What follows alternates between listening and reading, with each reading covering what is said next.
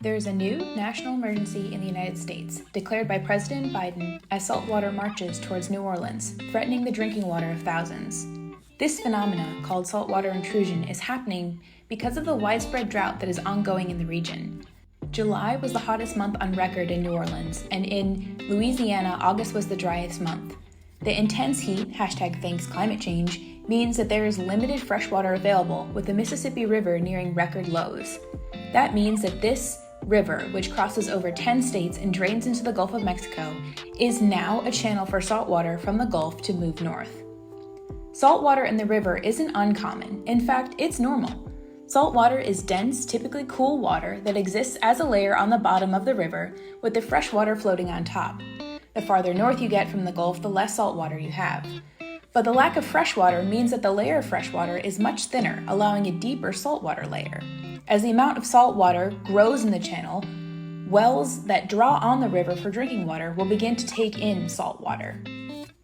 Here is an example of the phenomena happening as sea level rises. You can see the lens of fresh water on top becoming smaller and the amount of salt water increase and enter the well.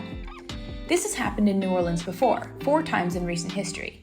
The Army Corps of Engineers installed temporary infrastructure to limit the flow of salt water and is working on another for this round of intrusion. A sand sill is a barrier in the channel that blocks the flow of the dense salt water along the bottom. It's not a permanent solution and may only delay the movement of salt water for 10 to 15 days. Scientists have been tracking the intrusion in the Mississippi River and have predicted that the salt water will reach New Orleans by the end of October. A few solutions have been put in place, such as the installation of desalination machines, which will remove salt from the water so it's drinkable, and they are also transporting water into the area. There's so much more to think about here, from the damage and degradation of infrastructure to the communities that have already had their water contaminated farther downstream. There are damages happening to wetlands and wildlife as the water becomes salty. There are long-term implications related to climate change.